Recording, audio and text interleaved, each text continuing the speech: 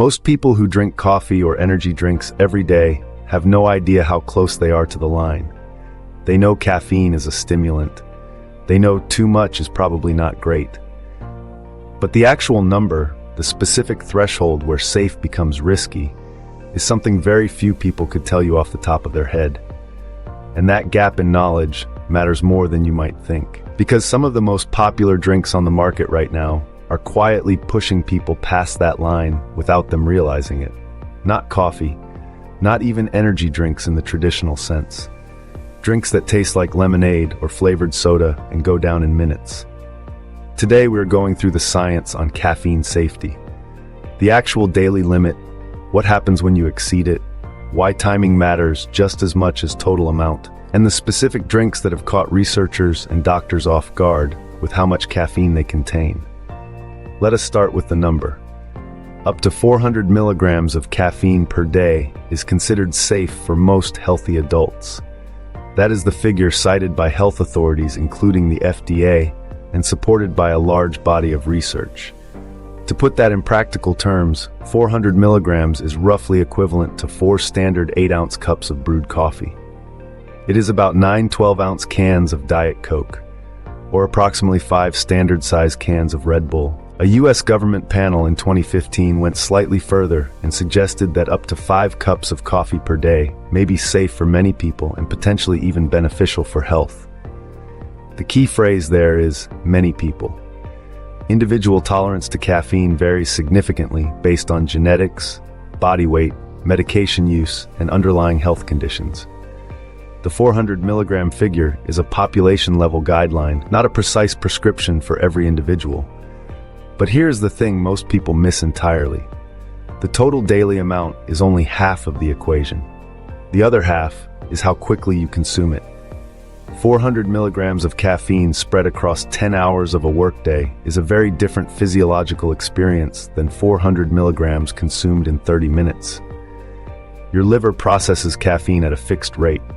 It cannot speed up to accommodate a large sudden dose. When you consume a high amount of caffeine in a short window, your blood caffeine levels spike sharply and the stimulant effects hit your heart, nervous system, and brain all at once. This is the reason coffee, despite being the most common source of caffeine for most people, rarely causes acute problems for moderate drinkers. You make a cup, you drink it over 20 minutes, you wait an hour or two, you make another one. The delivery is naturally spaced out. Your body has time to process each dose before the next one arrives. Energy drinks present a fundamentally different pattern. They are cold, they are often sweetened, they go down fast. A single can of Celsius, one of the most popular energy drink brands right now, can contain 200 milligrams of caffeine or more. Drink 2 of those in an afternoon, which many people do without a second thought, and you have consumed 400 milligrams in a matter of hours rather than across a full day. But the drinks that have drawn the most serious medical concern are in a different category entirely. Beverages that do not look like energy drinks at all. In 2022, a young woman with a pre-existing heart condition died after consuming a large charged lemonade from Panera Bread. Her family alleged the drink caused cardiac arrest. The large size of that beverage contained approximately 390 milligrams of caffeine, nearly a full day's recommended limit in a single cold drink that most people would consume quickly without any awareness of its caffeine content. A second lawsuit followed, alleging another customer died after consuming multiple servings. Panera removed the drink from its menu in 2024. This is the category of caffeine risk that most people do not think about. Not coffee. Not obvious energy drinks with aggressive branding and warning labels. Drinks that are marketed as refreshing beverages that taste like fruit or lemonade, that are sold alongside sandwiches and salads, and that contain as much caffeine as 4 espresso shots. The lesson is not that caffeine is dangerous. At moderate doses consumed over time, the research actually suggests caffeine has several health benefits, including reduced risk of certain neurodegenerative diseases, improved cognitive function, and enhanced athletic performance. The lesson is that caffeine is a drug, and its effects depend heavily on dose and delivery speed, and that the dose in some popular beverages is far higher than most consumers realize. So what does too much caffeine actually feel like, and what does it do to your body? In the short term, exceeding your tolerance can cause headaches, heart palpitations, anxiety, shakiness, difficulty sleeping, and in sensitive individuals or at very high doses, more serious cardiovascular effects. Caffeine works by blocking adenosine receptors in the brain. Adenosine is the compound that builds up throughout the day and creates the feeling of tiredness. Block those receptors and you temporarily suppress fatigue, but you also increase heart rate, raise blood pressure, and stimulate your nervous system.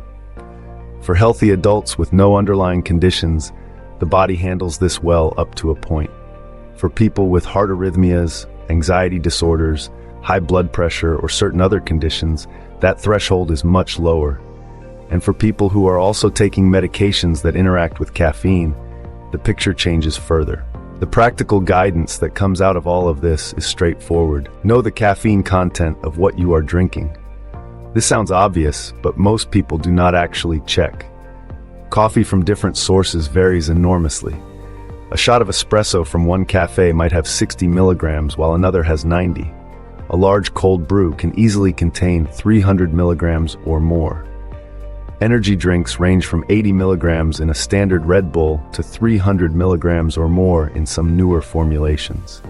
Pay attention to how quickly you are consuming caffeine, not just how much. Spreading your intake across the day gives your body time to process each dose. Concentrating it into a short window does not.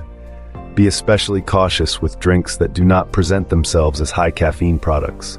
Flavored energy beverages, caffeinated sparkling waters, certain teas and specialty coffee drinks can contain amounts that surprise people who are not checking labels. And if you have any underlying health condition, particularly cardiovascular or anxiety related, have a specific conversation with your doctor about where your personal limit should be. The population level guideline of 400 milligrams is a starting point, not a universal ceiling. Caffeine is one of the most studied and widely consumed psychoactive substances in the world. Used with awareness, it is largely safe and in many ways beneficial. Used without awareness of what is actually in your cup or can, it is easy to end up well past a healthy dose without feeling like you have done anything unusual.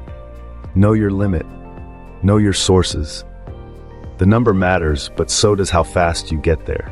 There's one more thing worth mentioning. Caffeine tolerance builds over time. Regular coffee drinkers often feel little effect from amounts that would make a non-drinker anxious or jittery.